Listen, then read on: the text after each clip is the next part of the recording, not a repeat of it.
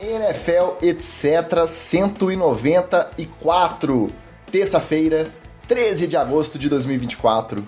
Eu sou o Ticas e a gente já começa hoje deixando um aviso muito importante. Se você não é do tipo que fica todo animadinho com um jogo de pré-season, igual tivemos nessa primeira semana aí, de quinta até domingo, você não é bem-vindo nem neste feed, nem neste canal. Agora, se você ficou ou assistindo essas peladinhas aí inteiras, do início ao final, ou se deu o trabalho de no dia seguinte lá caçar algum highlight, seja do seu time, seja de um desses quarterbacks calouros aí, e aí você já tá achando que esses quarterbacks calouros aí são todos tops, menos o do Patriots, obviamente, aí sim, você está no lugar certo. Aqui é o lugar de se emocionar, de reações exageradas, pra ficar falando, não, mas é preciso, eu estou jogando contra a reserva. Aí você vai ouvir outros podcasts, porque aqui no NFL, etc., a gente vai, pra se emocionar mesmo, é pela emoção. Infelizmente, falando em emoção e otimismo infundado, o nosso otimista inveterado ainda não chegou. Então eu vou passar pro nosso ranheta, nosso veterano rabugento, mas você é otimista também, né? Quando se trata de Miami, acaba que você deixa a rabugice um pouco de lado e fica otimista. Tenho certeza que você tá otimista com o running back 3 aí, que deu show em jogo de pré-temporada. Mas o que eu quero saber de você é o seguinte, Wally. Primeiramente, boa noite, seja bem-vindo. E acabou a Olimpíada. Eu sei que você tá triste, já que é o nosso veterano olímpico, cara que mais acompanha os esportes aleatórios aí que só a Olimpíada pode prover. Mas não fica triste não. 2028 já tá logo ali. Eu quero saber, já virou a chave? Já tá por conta de pré-temporada? Já tá aguardando ansiosamente a temporada regular da NFL? Ou ainda tá curtindo aquela depresinha pós-Jogos Olímpicos de Paris? Como é que tá? Fala, Ticas. Fala, galera ligada na NFL, etc. Ticas, pra mim, o encerramento da Olimpíada me ajudou demais. Porque aquela cerimônia chata, arrastada, que só teve algo bom no iniciozinho e no final, aí ajudou a despedir bem da Olimpíada. Fora que a gente soube da libertação do cativeiro da Ana Sátila, né? Finalmente ela vai poder deixar ali o complexo do estádio aquático de Paris. Então, um beijo pra Ana Sátila. Vai ser feliz em outras cachoeiras, né, filho? Agora, realmente a chavinha virou na última sexta-feira. Primeiro, visão do time de terceiros reservas no Miami. E o Miami deu uma roubadinha, né? Porque o Jeff Wilson Jr. é tipo um titular jogando no meio da moçada que tá ali na várzea, né? E aí o Wright, o Skylar Thompson aproveitaram, né? Era só handoff pra ele ia correndo igual como se não houvesse amanhã, como se ele não estivesse correndo contra os peladeiros lá do Atlanta, né? Mas daqui a pouco a gente fala um pouco mais sobre essa pré-temporada, esse início de pré-temporada, de jogos de pré-temporada do Miami e de outros times por aí. O do Patriots a gente não vai falar, não. O encerramento, você não gostou nem do Tom Cruise descendo de rapel, andando de moto, subindo no avião. E imagina a breguice que vai ser essa Los Angeles 2028. A gente que já curte uma breguice estadunidense, pô, a gente é fã de NFL, não tem como. Eu já tô ansioso, eu tô doido pra ver Los Angeles 2028 já. Exatamente, eu curti o início, né, porque entrou a Grécia quem tava com a bandeira na mão era o Caralhos, então o Caralhos entrou com a bandeira em riste, e depois teve o Tom Cruise despencando lá de cima e fingindo que tava indo de moto de Paris até Los Angeles, que é impossível de fazer, né, porque vocês não sabem, a Terra não é plana, não é Pangeia e tem um oceano no meio. Tem que falar isso, o pessoal aí acredita. É bom ressaltar. Bom, na ausência, por enquanto, ausência provisória do nosso Magal, a gente dá as boas-vindas para os nossos maravilhosos apoiadores e ouvintes que já estão online na live desta gravação. Na live desta gravação também é ótimo, né? Flávio Venâncio, como sempre, first pick direto do trânsito de São Paulo. Nosso Pablo Bira, dando o seu fala, queridos, seus fofos maravilhosos. Muito obrigado, são seus olhos. Fabiano Bispo, Bispão, nosso OL residente, deixando seu like. Nosso Anderson Brown, dizendo que o Ticas está calebizado. Estou, daqui a pouco eu comento mais. Washington Ferreira, o representante da torcida Chicago Bears, todo feliz com o seu Caleb Williams. Professor Marquinhos, deixando seu boa noite também. Lelinho Turismo, o segundo like do Flávio, tradicional. Rodrigo Felício, deixando o like para escutar amanhã. Alexandre Gresserpa, continua na sua cruzada contra o nosso Mengudo, ele que é palmeirense e obviamente está com dor de cotovelo, porque mais uma eliminação aí para nós. O SW também chegando ao vivaço, Patrícia Neri, milagre, chegando pro ao vivo hoje, e o Guilherme Farias marcando a sua presença e deixando para ouvir depois também, porque hoje tem Grêmio, é verdade, hoje começa a Libertadores. Então é assim, acabou a Olimpíada, daqui a pouco a gente muda a nossa atenção para pré-temporada, tem Libertadores, a gente tem que se virar com o que temos. E falando em apoiadores maravilhosos, a família NFL Etc está em festa, porque temos o mais novo apoiador do grupo NFL Etc Diretoria. E acredite se quiser, o primeiro representante, quase 2 anos de grupo de apoiadores, é o primeiro representante da torcida 49ers. Acredite se quiser. Uma torcida que é muito aclamada, para não dizer o contrário, lá no nosso grupo. Então seja muito bem-vindo, Pedro Lima. Valeu pela moral de sempre. Já entrou, já está inscrito no Fantasy da terceira divisão. Com isso, as nossas inscrições estão encerradas. E em breve faremos os anúncios oficiais dos nossos eventos pré-jogo da NFL no Brasil. Lembrando, o kickoff só para apoiadores e o tailgate liberado para todos os ouvintes. Vamos nos encontrar lá em São Paulo.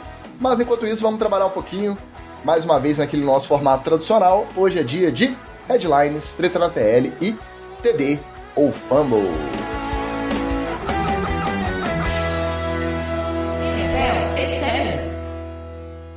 Como antes tarde do que mais tarde, olha quem chegou.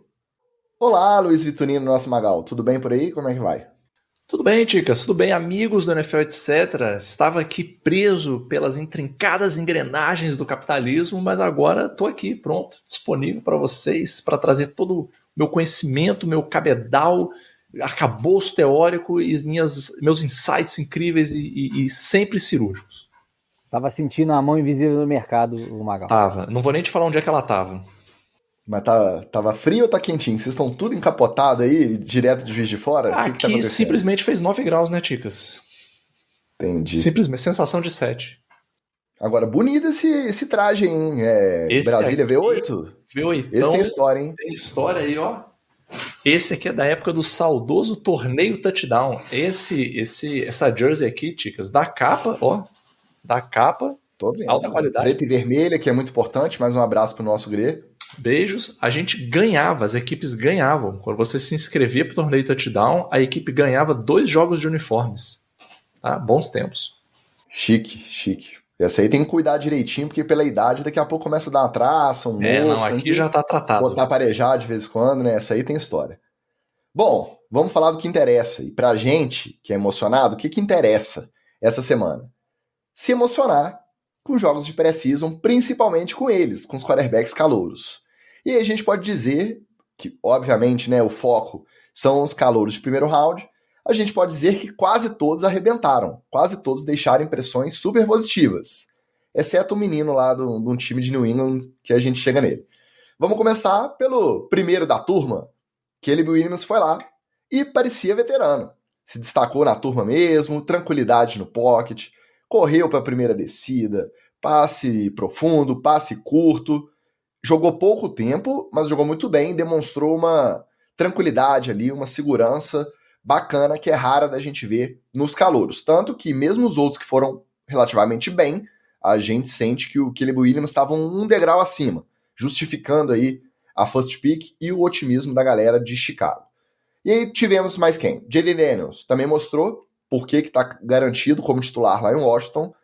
O primeiro passe já foi uma bomba de 70 e tantas jardas de avanço que ele mudou a chamada, ele decidiu, o Cliff Kingsbury, o coordenador ofensivo, disse que ele não estava autorizado, mas ele viu alguma coisa ali, ele mudou a chamada e acabou dando certo, um passe longo e fora isso ele também correu para touchdown, jogou bem o menino, apesar de pouco tempo também. O Bo Nix lá em Denver acabou jogando mais tempo, não foi esse brilho, essa coisa, mas a cara do quarterback que o Sean Payton gosta, né? Faz arroz com feijão, não perde a bola, não tem turnover, jogou o arroz com feijão ali, rodou o sistema e muito provavelmente assumiu a dianteira na disputa contra Jarrett Stidham e Zach Wilson. Aí também, né? É moleza. J.J. McCarthy, que todo mundo falou que era um entregador de handoff, foi lá e também jogou bastante tempo, mostrou bastante coisa, fez boas escolhas, teve uma interceptação logo de início que não afetou aparentemente, porque depois ele foi e comandou 2 campanhas para touchdown e surpreendeu positivamente. Ele tem um asterisco daqui a pouco lá nas lesões, a gente vai falar. Não fosse esse asterisco de lesão, ele teria colocado uma pulga na orelha do plano do Kevin O'Connell, do head coach, de entrar com o Sam Darnold titular. Apesar de que o Sam Darnold jogou e também foi bem. Mas quem? Michael Penix também jogou bem para Atlanta. Não chega a colocar uma pulguinha atrás da orelha do Raheem Morris, mas já aumenta um pouquinho a sombra dele para cima do Kirk Cousins. E o que deixou a desejar foi quem? Foi o Drake May. Teve pouca oportunidade, jogou só um drive, então acho que foram, 6 snaps. E parece que sentiu a pressão. O tempo também não colaborou. Uma chuva naquele Patriots e Panthers de quinta-feira. Aí você imagina, uma chuva daquela, pré-temporada, calouro, terceira pick do ano, cheio de pressão, chegou lá e não correspondeu. E eu acho que ficou um pouco pior para ele, porque o famoso Milton da Massa, como já está sendo chamado pela torcida patriota nacional, o Joe Milton, é um calouro de 6ª rodada, ele entrou e aí ele rodou o time do jeito que o Drake May, no pouco tempo que ele teve, não rodou. Porque ele fez passe, correu, bateu cabeça, foi pra cima. E aí já tá aquele zum de que o Joe Milton pode ser o cara para levar esse time e não o Drake May, que é a escolha, terceira escolha de primeiro round, super hypado. Enfim, entre os quarterbacks calouros, alguma surpresa no desempenho ou tudo dentro do esperado? Lembrando mais uma vez, aqui é para emocionar, não é para ficar falando, mas é pré-temporada, as defesas são a terceira reserva. Não, é pra gente pegar e já decretar quem que é bom e quem que é ruim dessa turma aí. Então, eu vou discordar um pouquinho de você sobre o Penix, né? Que eu achei que o Penix ia entrar com mais potência. Mas ele foi um Penix meio... Tô sentindo que ele tá meio imaturo. Digamos que seja um Penix adolescente. Ele se dá melhor com a mão do que quando tem que ir profundo. Ele deu umas precipitadas aí, quando teve que ir no fundo, não foi tão preciso, né? Acertou algumas, mas ali no handoff ele é melhor do que indo lá no fundão. E acabou que a minha defesa conseguiu anular tudo que ele tentou fazer de mais profundidade, e eles fizeram um touchdown justamente com o handoff do Penix. Achei o Penix um pouco cabisbaixo. Vamos ver se na próxima ele entra com mais firmeza aí para poder botar pressão de vez no Kirk Cousins. Mas eu admito que ele estava diante da poderosa terceira defesa do Miami, né? Então acho que o Penix não desempenhar diante de uma defesa tão concisa, né? Tão apertadinha, acho que dá realmente para entender. Agora, todo azar pro Patriots, né, gente? A gente vê o cara, quando o Joe Milton é a solução, a gente vê o mar de lama que está enfiada a franquia, que vai ter pelo menos mais uns 10 anos de azar por aí. A torcida do Patriots, que me desculpem, eu tô torcendo para acabar sendo mesmo o que o destino de vocês, Jacob Brissett e companhia limitada, porque realmente o Drake May, acho que eles tiraram ele do jogo para não arriscar mais, né, Ticos? Porque acho que vão dar a oportunidade dele de jogar pelo menos alguns jogos de temporada já regular, porque eles estão apostando no menino. Então, com a situação, chuva, frio, o Joe Milton tinha mais pressão para dar, né? A gente tem que lembrar que entre esses 6 de primeiro round, existe uma diferença sobre a expectativa de quem já vai começar o ano jogando ou não. Então o Caleb Williams e o Jayden Daniels estão garantidos. O Drake May, até então, o papo inteiro do Diário do Meio é que ele já começa no banco. O Jacob Brissett é o titular designado, tanto que ele entrou também, o Brissett começou o jogo. Jogou um drive só. Eu acho que fez 3 tentativas de passe, não completou nenhuma e foi pro banco. Veio o Drake May. Um drive só também. 6 snaps, já foi pro banco. E aí deixou a reservada jogar. Então o grau de expectativa varia também de acordo com o time e de cada calouro aí, né? Embora a competição também do DJ McCarthy seja o Sam Darnold, parece que ele tem a mesma bruxa do voodoo que tem o Fitzpatrick, né? O Fitzpatrick aposentou, passou o contato da bruxa pro Sam Darnold, que bate um tambor bonito e todo ano aí tá começando. tá na briga, um titular machuca, alguma coisa assim. Daqui a pouco a gente fala um pouquinho mais sobre isso. Só um pequeno detalhe aqui, eu espero que o Penix fique saudável a temporada inteira, porque se ele lesionar e sair, o Wallace vai vir pro podcast aqui completamente desmotivado, triste, vai perder o brilho, Então, só fazer essa ressalva aqui, tomara que o Penix fique saudável. Mas eu acho, Magal, conhecendo o nosso Wallace, mesmo lesionado, ele acompanhando o time da sideline de moletom, aí ele vai ficar, gente, vocês viram o Penix de capuz ali, só observando, esperando. Não, ele vai se esforçar, isso eu não tenho dúvidas, que ele é um jornalista esforçado, entendeu? Ele vai tentar achar alguma notícia, ele vai tentar encaixar o Penix de algum jeito, essa é a verdade, né? Ele vai dar um jeito ali. São vocês que estão dizendo. Não, imagina. Concordo aqui com os pontos do Wallace. Se a gente for falar sobre emoção, eu acho que de toda essa galera, quem deve estar mais emocionado é a galera do Broncos com o Bo Nix. Eu acho que esse deve ser o ápice da emoção. Porque quem veio de Russell Wilson patinando, olhar agora e ver um menino novo. Drew Locke. Viagem de Drew Locke e Russell Wilson. Menino com viço, né? O menino tá com viço, né? Tá com a pele rosada, tá bronzeado, tá com sol.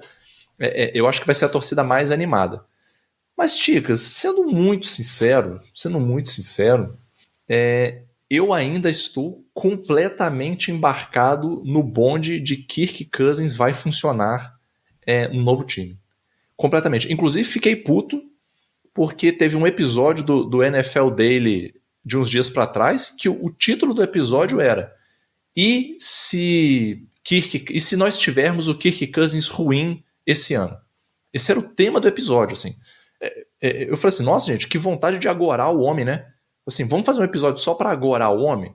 Vamos. E aí fizeram. Achei revoltante. Então, como um protesto contra o NFL Daily, eu vou dizer que o que eu tô mais emocionado de tudo é com o Kirk Cousins voando nesse time. É isso que eu quero. Não vai ter gente roubando a vaga do Kirk Cousins tão cedo. O Penix vai ter que se segurar aí, porque ainda não chegou a vez dele.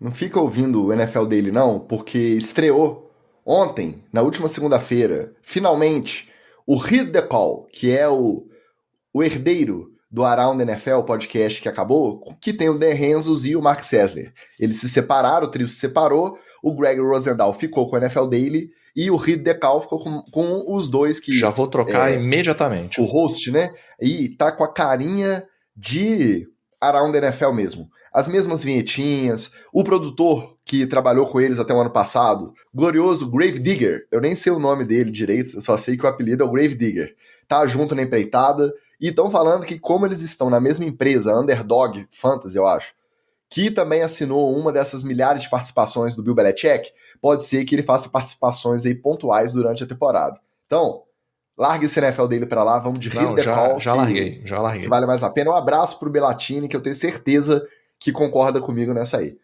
Ó, surpreender mesmo, eu que não sou nem fã de college, nem assistidor de tape, eu acho que foi justamente o J.J. McCarthy.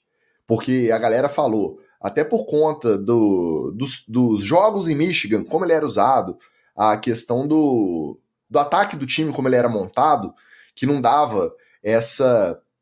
Rolava um certo degrau aí pro que é um ataque da escola McVay-Shanahan, que é de onde vem o Kevin O'Connell, né? É dessa árvore. Então, ele chegar e dominar ali, passe longo, meio que mostrando o serviço mesmo, eu acho que foi uma surpresa positiva. É legal a gente pegar no pé da torcida do Patriots por conta de ser a dinastia, que ganhou tudo e tal, e falar que o Drake May é bust, é claro que é legal. Mas os reportes de quem acompanha mais de perto eram de que o Drake May era um cara cru, realmente, que vai precisar de tempo, vai precisar lapidar, que é um bom líder, é um bom cara de vestiário, mas que de técnica mesmo, de fundamento, ele precisa evoluir. Então, vamos só fazer esse parênteses, né? É legal a gente falar que vai ser o único bust da turma, só para pegar no pé dos nossos amigos torcedores do Patriots, como o nosso glorioso Wilklin Santana, que passou deixando sua boa noite aqui no Instagram também. Mas na prática, vamos ver como vai ser o uso de cada um deles na segunda rodada de pré-temporada que se aproxima, para a gente poder decretar mais sucessos e fracassos. Lógico que cada semana a gente vai mudar. O legal é ser emocionado. Se for para ser racional, aí não é NFL, etc. É outro podcast. tirando os quarterbacks calouros, os times de vocês, os outros jogos, mas o que vocês destacam dessa primeira rodada de pré-temporada? Eu vou fazer 2 destaques. O primeiro, o Giants está super bem servido, né? Tommy DeVito jogou sua bolinha, mostrou que está em dia, que o molho está no ponto. Então, precisando, o capo, né?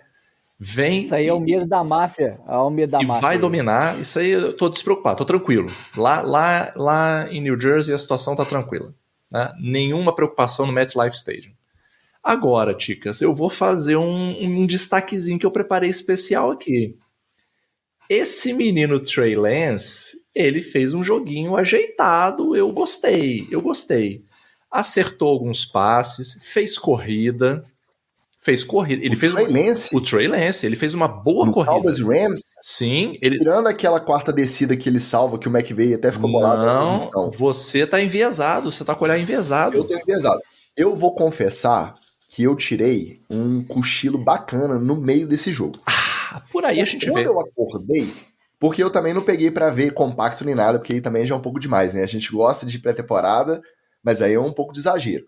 Pelo que eu vi, o que eu senti, ainda mais comparado com quem tava jogando pelo Rams, era o Stetson Bennett. Uhum. Vamos lembrar, o cara que foi campeão em Geórgia 2 anos seguidos, campeão nacional no college, foi draftado no ano passado, não chegou nem a ser banco lá, porque ele se afastou para tratar de problemas relacionados à saúde mental e tá voltando ao time esse ano. O Stetson Bennett, a gente brincou lá no nosso grupo com o Rafael Viana, a famosa montanha russa de emoção. Ele, se eu não me engano, foram 4 interceptações e um game-winning drive que foi salvo 2 vezes por falta e ele deu um passe lindo para acabar no estouro do relógio com um touchdown. O Trey Lance, eu sentia que era uma parada, pelo menos no recorte que eu assisti, né? E aí eu vou ser bem sincero que não foi tudo. Eu senti que era aquela cara, aquele ritmo de insegurança, que o pocket começava a fechar, e se ele não achasse, igual ele achou naquela quarta descida, uma linha para ele correr, ele simplesmente travava, ele dava aquele tilt de não saber. Joga a bola fora, aceita o sec, tenta achar uma linha para correr. Então eu senti aquela coisa que era esperada de repente dos calouros que estavam fardando pela primeira vez, e o Trey Lance tá indo já pela 4ª pré-temporada e ainda tá aquela insegurança que a gente não devia esperar. Eu tô bem surpreso da sua opinião ser diferente, e aí eu confesso, e aí eu prometo, tá? Eu vou pegar e vou ver esses melhores momentos de novo. Eu te mando. Minha opinião. Eu te mando os melhores momentos, mas eu achei, assim, essa hesitação, ela é natural, assim. Porque agora, se a gente for parar para pensar, o Trey Lance tem uma chance real de ser o starter.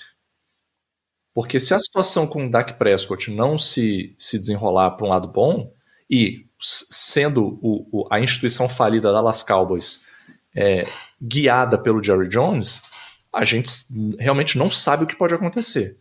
Ele tem uma chance real, porque no 49ers, quando ele achou que teria uma chance real, apareceu o Brock Purdy. Então ele nunca teve assim uma chance consistente de ser o QB1. Agora ele tem. Se a situação do Dak não se resolver, ele tem. E uma coisa que eu reparei também foi o seguinte, tudo bem que tem os jogos de pré-temporada, mas aqui o negócio é emoção. Eu gostei do trabalho do offensive tackle do Cowboys. O cara que chegou agora, eu achei que ele fez um bom trabalho. Então essa pequena hesitação do Trey Lance, eu achei natural. E gostei que ele fez passes curtos, não achei ele afobado na hora de achar os alvos, ele fez boas corridas, então pegando a hype aqui da emoção, eu destacaria aí o trabalho do Trey Lance, apesar que a imprensa americana canalha, pilantra, fez questão de falar Trey Lance struggles. Mas como é que eu vou falar que o struggles, né? O cara batalhou, ralou ali, né? Passou perrengue no bom português. É claro que o cara passou perrengue. O cara não teve a opção de ser o starter no primeiro time dele. Foi trocado por uma instituição falida. Não sabe como está a situação do seu melhor recebedor e do QB1. É claro que ele vai dar uma hesitada. É natural. E fora que tem aquela zica automática quando você veste a jersey dos Cowboys, né? Que já é uma coisa com uma energia negativa, uma coisa pesada, né?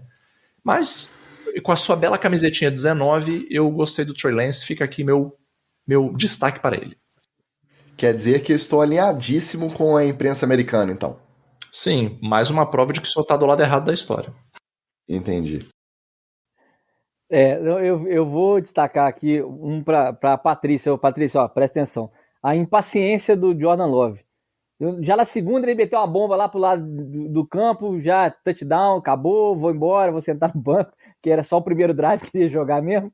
Mas gostei de ver ele em campo e de ver ele com confiança para poder fazer um passe daqueles que ele vai tentar. Obviamente aqui no Brasil nós vamos ter já estou até esfregando as mãos para poder ver ele jogar de perto e ver o Eagles derreter de perto também.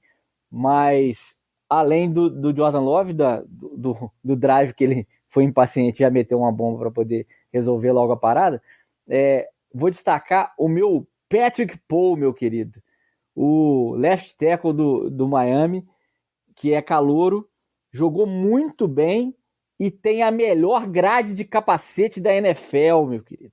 A grade dele é aqui na frente do capacete, ela não é aquela tradicional mais, não. Ela imita o capacete daquele motoqueiro do Mad Max, tá? Você pega o Mad Max antigo e vai ver o motoqueiro que fica azucrinando a vida do Mel Gibson, a grade do capacete do Patrick Paul. Beleza? Ô Bispão, você que tá na live aí, já pega uma grade dessa pra você que você vai ficar beleza. O capacete é o que o Magal não gosta, que é o beluga, mas a grade é fantástica. Fazer um destaque rápido do jogo do meu time, obviamente, eu não pude ver ao vivo porque eu tive outros compromissos, foi na sexta-feira, mas depois esse eu peguei pra assistir compacto, obviamente. E aí eu vi o Kenny Pickett também, no estilo Trey Lance, não arrumando nada direito. Ele insistiu, não sei porquê, e aí pro outro lado da bola, né?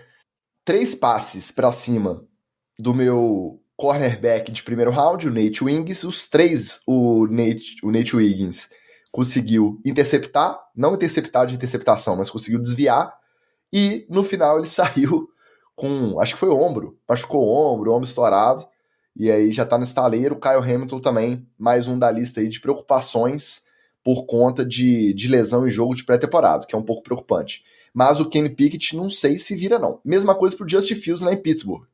Tanto tempo tendo repetição com o primeiro time, desde que o Russell Wilson sentiu a panturrilha, chegou pra jogar e não arrumou muita coisa não, tá? Achei bem mais ou menos. Esperava mais do Justin Fields, se ele tá numa disputa, se ele quer assumir aí a pole position, como diz o Mike Tomlin, e desbancar o Russell Wilson, ele tinha que estar um pouquinho mais inteiro. Eu achei que o Justin Fields foi bem mais ou menos. E para fechar, um jogo que eu acho que teve bastante destaque foi o Chiefs e Jaguars. Primeiro, erro de recepção do novo kickoff. O Mecole Hardman deixou a bola quicar na endzone, aí ela voltou na direção do campo para a linha de uma jarda, ele entrou na endzone, pegou a bola que estava na linha de uma e trouxe para a endzone e ajoelhou como se fosse touchback. Eu acho que nem na regra antiga isso seria touchback desse jeito, uma vez que ele não recebeu. Provavelmente seria um touchdown pro outro time. Pois é, eu não entendi. Ou um safety. Conclusão, ele achou que era um touchback, mesmo buscando a bola errada, e mesmo se ele tivesse na endzone e ele recebesse ali e saísse e voltasse com a bola em posse, aí já não seria mais um touchback. Aí foi dado o safety depois que ele foi tocado e 2 pontos pro Jaguars. Então, ele tá matando as reuniões, Chicas. Ele tá matando as reuniões, não tá indo. Cara, mas será que ele tá matando as reuniões ou será porque a galera não tá firme mesmo na regra? Será que ele não tá sendo orientado direito? Por quê? Porque aí você vê, a arbitragem deu aquela titubeada. Opa, qual que é essa hipótese aqui na nova regra? O que a gente tem que marcar? Os comentaristas de arbitragem, deu pra ver, não é bem isso aí não, e ganhando tempo pra pesquisar o que tinha que acontecer. O Mecole Hardman dentro de campo na confusão. Então teve essa aí que foi a primeira titubeada da nova regra, tentando touchback, que na verdade virou safety. Já serviu diversão já a regra, já serviu diversão. Não, o momento foi maravilhoso. E pré-temporada é pra isso mesmo, é pra errar, pra todo mundo aprender e a gente como torcedor aprender também. Nesse jogo também teve um retorno bacana, não vou lembrar o nome do jogador, mas o cara do Jaguars conseguiu retornar para 74 jardas, naquele que você vê. O que é o esperado, eu acho, pela NFL, quando ela muda essa regra, né? Ele quebrou a primeira linha, quebrou a segunda, campo aberto. Aí ele acelerou e, se eu não me engano, foi o kicker que tacleou, alguém conseguiu acompanhar para não deixar ele entrar na endzone. Mas foi, eu acho que o que seria o retorno que a gente espera, né? A emoção da nova regra. E, para completar nesse jogo, teve lá o Louis Zemet. Ah, quem que é esse cara? É o running back, que era jogador de rugby da seleção de Gales, e o Chiefs contratou, e cara, eu não sei se é porque é o primeiro jogo ainda, eu sei que ele era estrela, ele era um cara de primeira prateleira no rugby. E aí você vê qualquer running back aí, de fundo de roster, undrafted, a questão da mobilidade lateral, achar o buraco, parece que é diferente. Eu vou reforçar, a gente não é assistidor de tape, a gente não pode ficar aqui falando de tática, de biomecânica do jogo, mas visualmente, dentro da nossa singela ignorância acompanhando esse esporte, parece diferente. O movimento do cara parece que é mais pesado. Sei lá, não sei, ele pode render mais pra frente, mas eu prestei atenção nos melhores momentos dele e fica parecendo mesmo que não tem aquela agilidade de mudança de direção de um cara que joga de running back aí desde o fundamental na escola. Tá lá aqueles highlights que a gente vê no House of Highlights das criancinhas de capacete e saindo do bloqueio do marcador, né? Eu fiquei com essa impressão. Meus destaques foram mais ou menos esse. E primeira semana de pré-temporada também veio recheada de lesões. As mais emblemáticas, a gente falou dele, DJ McCarthy. Machucou o joelho, até então era uma coisa que estava sendo avaliada, que seria avaliada dia a dia, e hoje, na terça-feira, saiu a notícia de que ele vai precisar passar por uma artroscopia. Então, na melhor das hipóteses, 2 semanas sem poder ir a campo, e na pior, pode ser que ele perca alguns meses, dependendo do tipo de artroscopia que vai ser realizada, problema no menisco. Então, obviamente, se já era a pole position aí, a prioridade era do Sam Darnold agora, mas ainda, infelizmente, apesar do otimismo da torcida dos Vikings, o DJ McCarthy vai ficar um tempinho no estaleiro. Marquise Brown, primeiro passe, primeira jogada com a camisa do Chiefs, tomou o tackle caindo em cima do ombro, deslocou o externo da clavícula, teve que ir para o hospital, porque diz que dependendo de como desloca, ele pode pegar veia, pode pegar artéria, sei lá, e aí foi lá ser avaliado, passou a noite no hospital, nem voltou com o time depois do jogo para Kansas, mas depois foi liberado no dia seguinte, voltou, e também não tem previsão de volta, muito provavelmente não joga o kickoff contra o Ravens na primeira quinta-feira da temporada regular. No Giants, ô Vitorino, você estava falando aí do Drew Lock, como que foi aquele jogo? O jogo foi até pegado, né? A gente viu. O Randy Hooker jogou bem pelo Lions, saiu com concussão, já entrou, o pau quebrou. A gente lembra da brigaiada durante os treinos conjuntos, ela obviamente foi para campo. O Drew Lock, ele foi amassado. O defensor dobrou o Drew Lock. Conclusão, lesão de quadril e do oblíquo. Não vi tempo de recuperação. Não sei se você viu, Magal. E ainda teve o Malik Nabers com o tornozelo meio bichado. A grande esperança do alvo confiável para o Daniel Jones, tornozelo. O Jahmyr Gibbs, que apostou que ia bater com o Amon-Ra St. Brown, que se batesse 1.000 jardas corridas e 1.000 jardas recebidas durante a temporada, já ferrou a corda do presunto, o famoso hamstring e o posterior da coxa. Não tem previsão também se começa ou não jogando a temporada regular. Então, difícil ele conseguir a casa paga pelo Amon-Ra St. Brown. Como eu já falei, os do Ravens, o Kyle Hamilton e o Nate Wings, também sem previsão de recuperação, de prazo de recuperação. E o recebedor que acabou de ser trocado do Cardinals para o Falcons era para ser um dos alvos para o Kirk Cousins, e ele não foi em jogo, ele foi em treino, na sexta-feira treinando, rompeu o cruzado anterior, o Rondale Moore, e menos uma opção aí de wide receiver, esse tá fora da temporada inteira. Tem previsão, Magal? Drew Lock, tem atualização sobre o Malik Nabers, como é que estão os seus meninões aí lesionados? O Malik Nabers não é grave, então deve retornar logo. O Drew Lock, se Deus quiser, retorna aí 2027, 28, alguma coisa por aí. Olha, mais alguma lesão que passou na sua timeline e não tá na nossa lista, não? Não, de jogadores importantes não. Tem essa galera de fundo de roster, né, que machucou aí, e de avaliação. Só preocupado com o meu menino Malik Washington, que é o wide receiver, e saiu também mancando do jogo do Miami, né? Mas não saiu nenhum reporte, então provavelmente foi só marra mesmo. como a gente falou, que a brigaiada durante a semana foi para campo, antes até deles irem para campo, tanto Lions quanto Giants foram multados pela liga em $200 mil cada um, pelo mau comportamento apresentado aí nos treinos conjuntos. Tá justo, Magal? Tá de bom tamanho para não ficar briga que atrapalha o treino? Por quê? Tantas brigas sucessivas, as sessões de treino acabaram sendo abreviadas, né? Elas eram encerradas antes do tempo previsto por conta dos meninos não se comportarem. Duzentinho de multa, tá de bom tamanho? Tá justo. Foi correta a briga, porque o Giants não é bagunça não, meu amigo. Você não vai chegar aqui tirando a gente pra otário, não.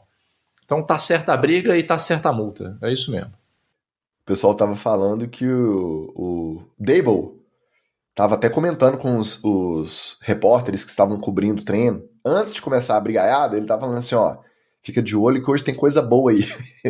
Então você vê que o cara já tava ali esperando, ele já tava sentindo no ar que ia rolar uma parada. Meu querido cabeção de Ozempic, ele já veio com maldade na mente já. Bom, vamos falar de coisa boa? Vamos falar de New York Jets. Hoje eu estou trajado a caráter, em homenagem ao nosso bispão. Deixa eu dar boa noite pro pessoal que chegou atrasado aqui antes. Nosso Carlos Miller disse que deixou o like e volta mais tarde para escutar. Glorioso Escolástico dando seu alô, chegando atrasado e disse que recupera o início depois. Diego Vidal, como sempre, marcando a sua presença diretamente de Portugal, deixando seu salve. O Carlos Ferreira, fala seus medalhistas caçados, hoje só no like e amanhã ouvimos completo no Spotify. Valeu, Carlos, representante da torcida Arizona Cardinals da audiência. E o Vitor Leme saindo do treino, assistindo pelo 4G, mas o like tá aí, tamo junto, gigantes. Valeu, Vitão, tamo junto. Vitão que é o nosso comissário da Série B. A Série B é a UFL Fantasy. Rapaz.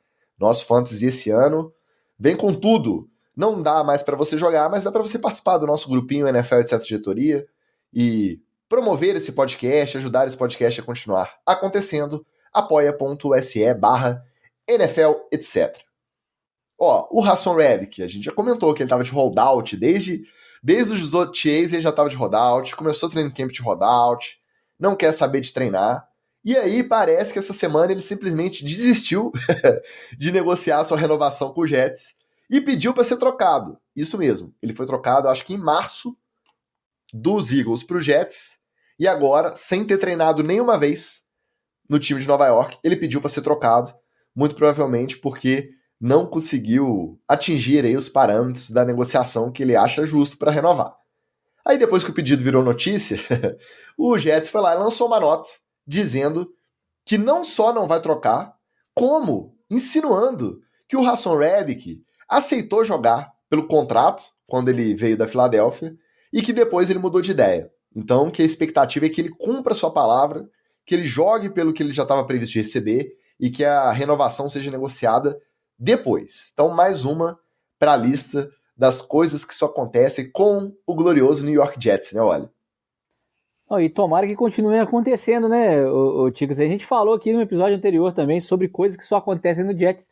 E é para você ver como é que é um vestiário completamente bagunçado. O Haason Reddick é só mais um elemento ali naquele ambiente bem saudável que tem um maluco, Gandalf da montanha, o treinador coach, né, da águia e do corvo. Então, o Jets, a gente vê que a temporada tem tudo para dar completamente errado para o Jets e certo para nós. Então, que continue com esses personagens aí. Obviamente, Ticas, o Haason Reddick aceitou jogar pelo contrato, né? E agora está pedindo uma troca maluca sem ter jogado um snap direito pelo time. Então, meu querido, aí você está viajando. Entra em campo, faz alguma coisa primeiro vestido de Jets, ou então ele sabe de alguma coisa. E eu tomara que ele saiba de alguma coisa que está acontecendo lá nos bastidores e seja trocado, ou se aposente, alguma coisa, saia metendo a boca. E pode ser só aquela questão assim, cara, eles já trocaram pique por mim. A vantagem dessa vez já tá comigo, ao contrário das outras negociações, tipo do Brandon Ayuk, não, a vantagem já tá com ele, o time já investiu picks. E aí ele falou assim, não, mudei de ideia. É lógico que ele não admitiu. Mas eu acho que por mais que o Jets seja uma bagunça, eu acho que a hipótese do Haason Reddick ter decidido pedir mais, ela é mais provável do que o Jets ter oferecido pique, trocado pelo cara e depois virado e falado assim, não, você vai jogar isso aí mesmo, pelo que estava previsto você receber, a gente não vai renovar só ano que vem. E eu acho que dessa vez dá para passar um paninho pro meu jetão de Nova York. Ele não consegue, ele tem que passar um pano, é uma coisa incrível. Ele foi conquistado pelo discurso do Salé, né, do Corvo, ele citou o Corvo, ele falou assim, meu Deus, é nós. Mas o bom jornalista tem que dar o benefício da dúvida para as duas partes. O Corvo perde nesse negócio da águia aí com o Corvo, porque eu não sei nem por que ele citou águia e Corvo, porque a águia é de um time e Corvo é do outro. O Jets não tem nada a ver com isso. Mas eu rezo para que isso continue acontecendo. Vamos lá, Jets. Redick, eu vou te dar uma dica. Chama o Celso Russomano e faz um barraco lá na porta do Jets e vê se sai alguma coisa.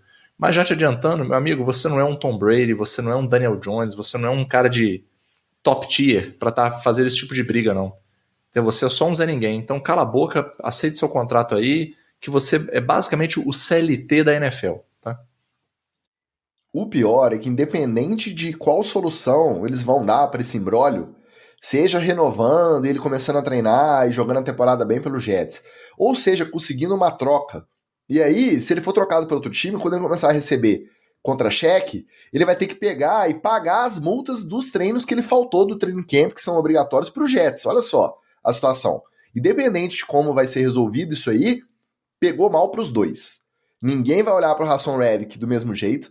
Todo mundo lá vem o cara lá, ó, nem treinou, pediu pra ser trocado 5 meses depois que ele tinha sido trocado. E ninguém vai olhar pro Jets também do mesmo jeito. Aquilo lá é casa da mãe Joana mesmo, né? Trocam pelo cara, não acerta os termos da negociação previamente, depois tem que ficar lidando com outro pedido de troca sem o cara jogar. É ruim pra todo mundo isso aí. Ruim pra todo mundo. Falando em Eagles, tivemos uma despedida muito importante essa semana também. O Nick Foles anunciou a sua aposentadoria, MVP daquele Super Bowl contra o Patriots, no auge da dinastia ainda, e com direito a Philly Special, a jogada safadinha, a jogada especial. O homem fez muito hater do Brady feliz naquele dia, e eu acho que nós três aqui nos incluímos, e merece tudo de melhor aí nessa próxima fase da vida, né? Sem dúvida, Ticas. Ele que tem a guarda compartilhada com o Eli Manning, né? Numa prova aí de uma família que se entende, eles têm a guarda compartilhada do Tom Brady, passa um tempo com o Manning, passa um tempo com o Nick Foles, uma família feliz. Mas, apesar de tudo, vai com Deus, Nick Foles, é isso aí. Se você for pensar bem, o cara fez uma puta da carreira na NFL, né? Aparentemente não daria em nada, fez uma puta carreira, ganhou o Super Bowl na cara do Tom Brady, e é isso aí. Tá, Magal, eu acho que é muito simbólico. Ele é um cara que provavelmente não paga uma cerveja na Filadélfia nunca mais na vida. Toda vez que ele estiver por lá, ele vai ser reconhecido e vai ser condecorado. E na prática, o que ele teve de boa fase mesmo durante a carreira inteira, de anos e anos, foram o quê? 4 jogos? Aquele final, depois que o Carson... Acho que foi mais, né? Porque ele entra no final da regular quando o Carson Wentz estoura o joelho. E ele assume e vai até o Super Bowl, titular direto. Então coloca aí uma meia dúzia. Foram 8 jogos, meia temporada. Mas é porque foram jogos pica, né? Não é igual o Kirk Cousins, que faz 4, 6 jogos muito bons, nas semanas 2 a 6, né? Não, e culminou com o Philly Special, ele recebendo o passe na endzone pro Super Bowl, num tiroteio contra aquele Patriots, no auge do Brady. Então, você vê que o cara consegue engatar essa marcha aí durante um período de 2 meses, vamos colocar 3 meses na carreira, e o cara não paga uma cerveja na Filadélfia nunca mais. Essa história é uma das mais legais, eu acho, assim, da nossa trajetória de torcedor na NFL, a do Nick Foles. Vai comer Philadelphia Steak de graça aí pro resto da vida. E boa sorte pra ele, que vai continuar a carreira dele junto com os irmãos no Hanson. É verdade, lembra. E tem uma outra fama dele também, se você quiser procurar cortes aí, ele tem uma fama de ter aquela fama de vestiário, os caras que ficam observando, né, um ao outro. A fama é que o cara é forte em outros atributos físicos também, tá? Mas aí não vamos entrar nisso aqui não, que o podcast é de família. Se você tiver curiosidade, você vai ver os colegas de time apavorados no vestiário pós-jogo ao lado de Nick Foles. E estreou na última semana, na última terça-feira, o nosso glorioso Hard Knocks tradicional, o Hard Knocks de pré-temporada, esse sim. E dessa vez a estrela é o Chicago Bears. Ao contrário das outras versões, a in-season e a off-season, infelizmente essa não tem exibição pelo Max, pelo streaming Max, antigo HBO Max nacional.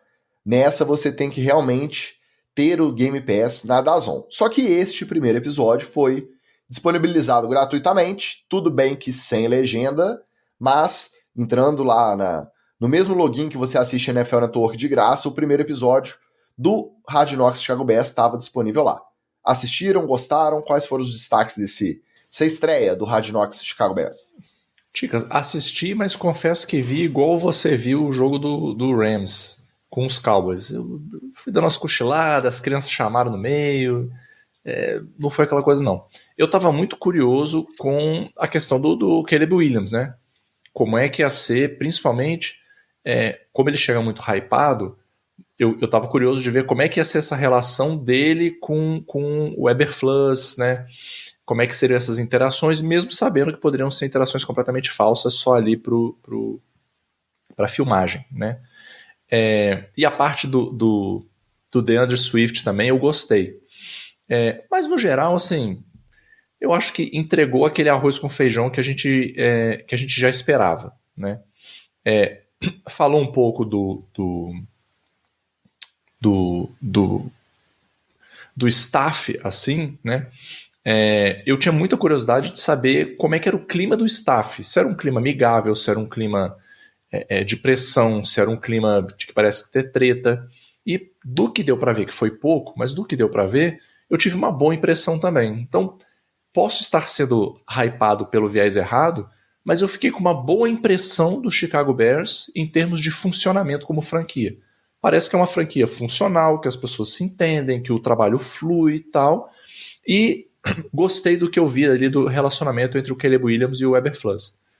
Vamos ver os próximos episódios, que provavelmente a gente vai ter que ver com o primo, né? Mas a gente dá nossos pulos. Eu podia mandar aqui a Glória Pires também, que não vi, não posso opinar, mas o Hard Knocks ele cumpre aí na sua formato tradicional, cumpre aí uma linhazinha, né? Nos próximos episódios a gente vai ver alguém hypado, alguém que certamente estará no time e tal, provavelmente o Caleb Williams vai atrair bastante dessa narrativa, e a gente vai ver um cara que provavelmente vai ser cortado lá no último episódio, então eles vão seguindo uma criancinha aí que vai chegar às beiras de ir para a NFL, mas vai ter que ser chamado na salinha para poder cortar. Isso sempre me corta o coração, mas eu tenho mais o que fazer do que ficar vendo Chicago Bears, né? Bom, vamos lá, você vai gostar quando você der o play, e eu já comecei assistindo esse episódio lembrando de você, Wally, porque já começa de cara com o motivacional do Eberflus. Já começa com frase de efeito. Aí ele manda uma, não vou lembrar exatamente as palavras, mas ele manda uma mais ou menos assim. Não são as vitórias que fazem os vencedores, nem as derrotas que fazem os perdedores. São os hábitos vencedores que fazem os vencedores e os hábitos perdedores que fazem os perdedores. Então já começa no Pablo Marçal, assim, do Primo Rico, no talo, eu lembrei de você. Então, quando você der o play, você lembra de mim, tá? A pressão em relação ao Caleb Williams, obviamente, extrapolada ao máximo. Pegaram o locutor do ginásio do Chicago Bulls para anunciar a escolha e depois o Caleb Williams entrando lá no CT, né, colar aquela edição de imagem legal, ele chegando para treinar e tal, e falando que é a maior esperança de Chicago desde o Michael Jordan. Então, olha a pressão que você está colocando. E mesmo assim, como o nosso Anderson Brau brincou lá no começo, que eu tô calebizado, e eu tô mesmo. Eu achei que aquela marra toda que a gente ouvia falar na época do college era excessiva, era uma parada meio prejudicial, mas até agora, é claro que ainda é cedo, mas desde o Combine, passando pelas OTAs, chegando agora no Training Camp e no Hard Knocks principalmente. O Caleb Williams parece que ele tem uma marra controlada. Uma marra, o swag saudável, vamos colocar assim. Por quê? Você vê que ele é muito confiante, você vê que ele tem a marra, mas você vê que ele não fica tirando onda, ele não é arrogante, ele é humilde ali, então o papo dele na sideline quando ele erra coisa, o papo dele com os colegas de time, por enquanto eu tô achando um moleque muito maneiro, tô torcendo pra ele ir bem, porque a pressão pra cima dele não tá fácil, tá? Momentinhos do episódio, aí as fofoquinhas que são inevitáveis, né? A esposa do Iberflus, do técnico, do head coach, comentando o novo visual do head coach. É pra isso que eu assisto Hard Knocks, meu amigo. Pra ver a esposa do cara falando, ele saiu de férias, aí ele ficou uns dias sem fazer a barba. Eu falei, amor, por que você não deixa a barba crescer? E aí você, né, dá um tapa no cabelo estilo Ryan Reynolds. Cara, isso é demais. Essa parte da família que eu tenho certeza que depois ele vira e fala assim, e agora? Se eu deixar isso ir pro ar, eu vou ser constrangido aí no próprio vestiário. Se eu não deixar, eu vou estar silenciando e o negócio vai pro ar. Cara, maravilhoso. É pra isso que eu assisto. Pra essas fofoquinhas que eu assisto.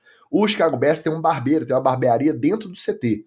E depois foi até pesquisar, não são todos os times não. O Chicago Bears tem um barbeiro contratado. Ele é um funcionário do Chicago Bears. E aí a galera quer cortar o cabelo pra ficar na régua todo dia se quiser. Ele tá lá, pô. Maravilhoso.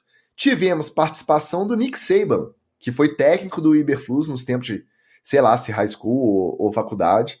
E aí, claro que é totalmente teatralizado, mas senta cada um num lado da mesa. O Iberflus, mesmo técnico já na head coach há 3 anos do Chicago Bears, pega na frente do Nick Saban um caderninho, uma caneta, e aí vai trocando aquela ideia. Na cena não fala nada demais. O Nick Saban, aquela coisa que a gente ouve sempre, né? O Peyton Manning bateu o recorde de interceptações na temporada de calouro.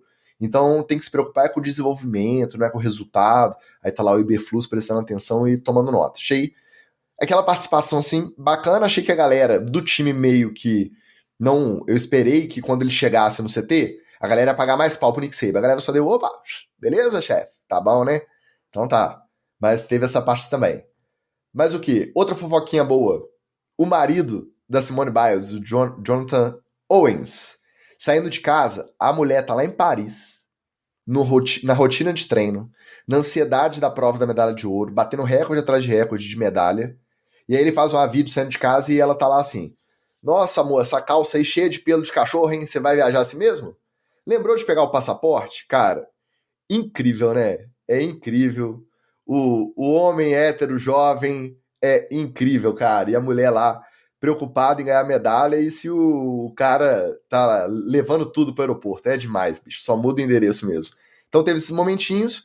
E outra coisa que eu achei interessante, que a gente não comentou quando a gente falou da renovação dele, do DJ Moore, que ele é o maior contrato da história do Chicago Bears. Aí você vê que é realmente um time que não tem franchise quarterback, né? Que não teve quarterback de franquia há muito tempo.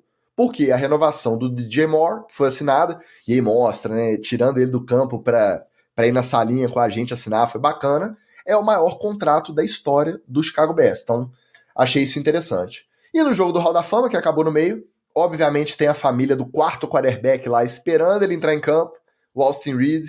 Aí ele entra, aí eles ficam emocionados, né, cara? O pai, a mãe, a irmã, todos felizes, com 3 snaps, o jogo é interrompido por causa de tempestade, e eles não conseguem ver o menino jogar mais. Então, Hard Knocks é bom demais, gente. Não deixe de assistir, não. Você que gosta de uma novelinha, de uma fofoca. Eu amo esse programa, tô calibizado e já tô ansioso pelo segundo episódio, tá? Não perderei. Bora de tretar.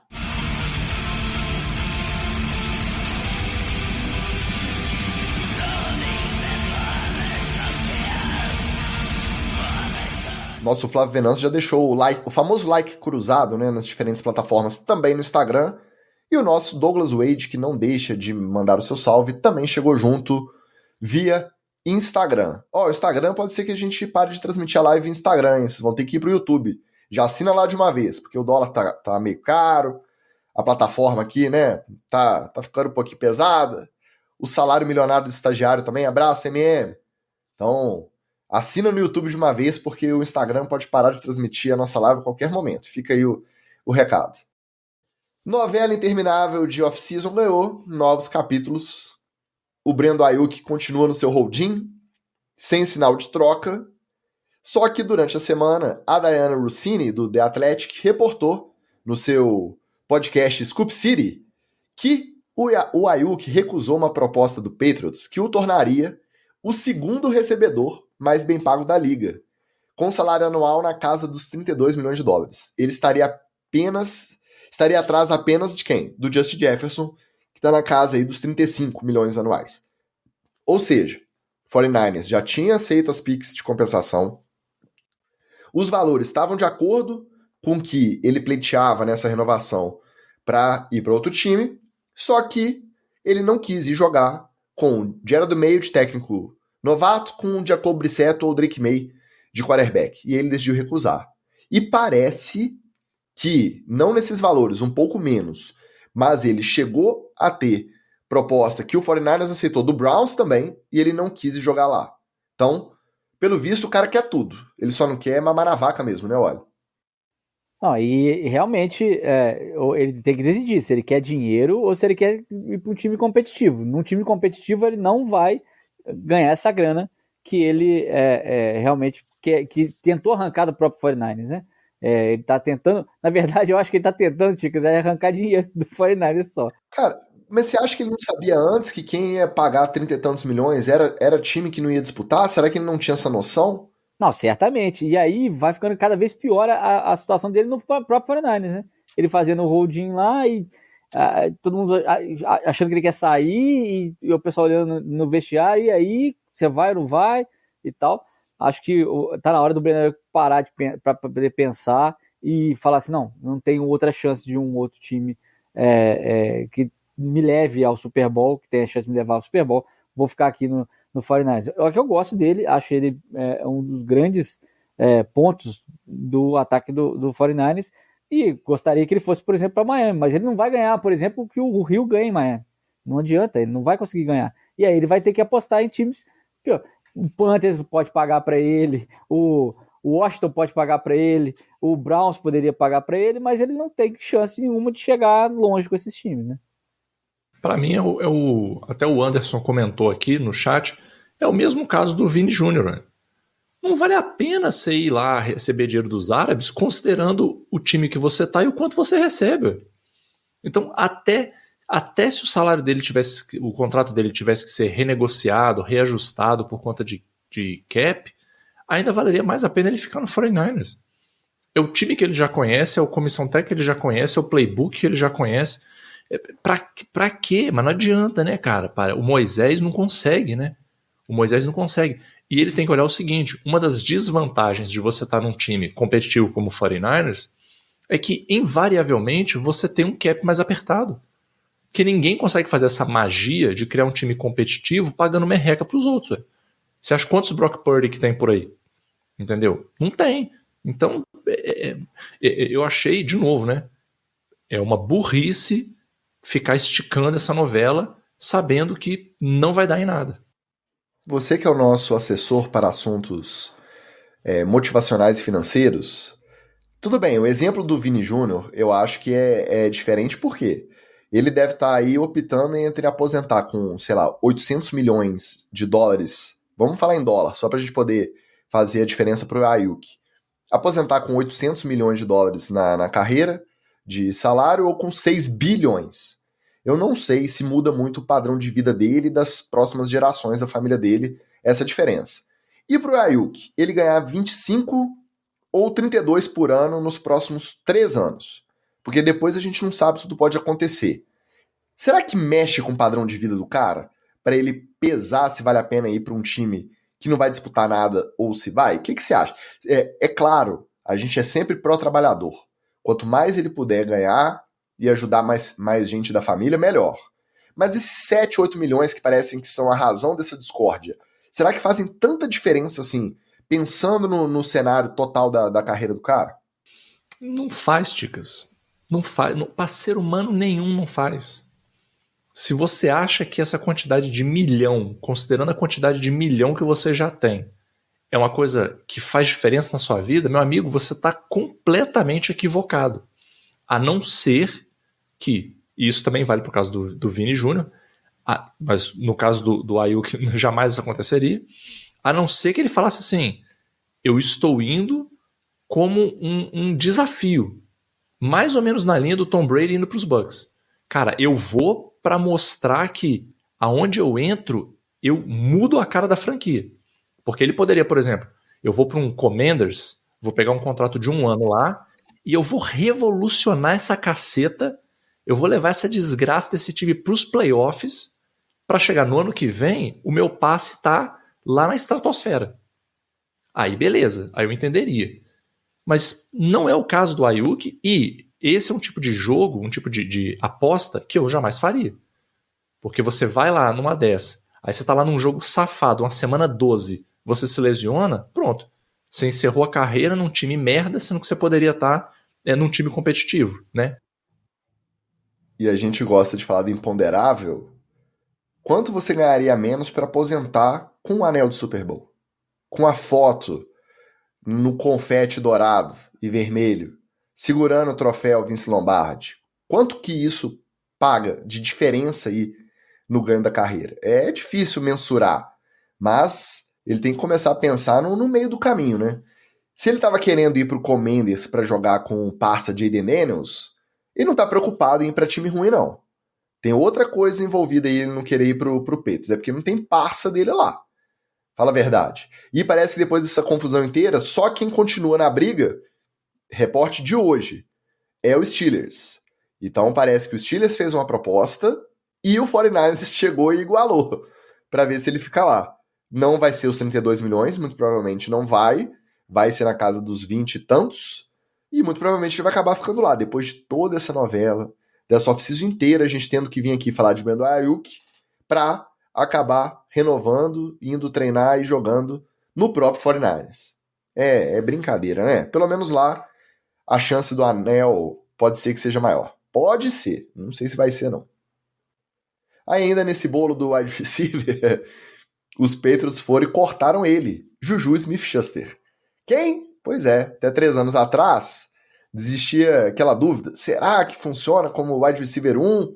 Será que não funciona? Depois que o Antônio Brown saiu dos Steelers, ele foi alçado ao recebedor principal, não rendeu mais lá, depois rodou aí pra cima e pra baixo, chegou a ganhar um anel pelo Chiefs, né, no título anterior do Chiefs, sem ser esse o último, contra o Philadelphia, tava lá, foi pro Patriots e já foi cortado. Então, vamos ver quem vai arriscar um reforço de Juju Smith-Schuster. Mais uma bomba do nosso glorioso Jeremy Fowler. Esse trabalha, viu? Nos bastidores e na fofoca ele trabalha. Jornalista do ESPN.com.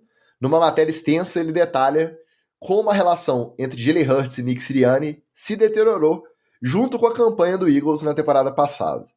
Algumas fontes culpavam o Sirianni, porque ele centralizava muito, queria mandar em tudo, era aquele poder muito concentrado na mão dele, e isso comprometia a relação dos dois. Já outras fontes falavam que a vontade do Jalen Hurts, recém-renovado, top salário da liga, querendo provar que ele é quarterback mesmo, top aí, não só no salário, mas em campo, que isso que foi o que mais comprometeu a decadência do Eagles na temporada passada. Só que em comum, tanto quem apontava como culpado Sirianni, como quem apontava o Hurts, em comum, todo mundo falou que os dois não se davam, não se bicavam. Quando os dois precisavam resolver alguma coisa entre eles, dava choque.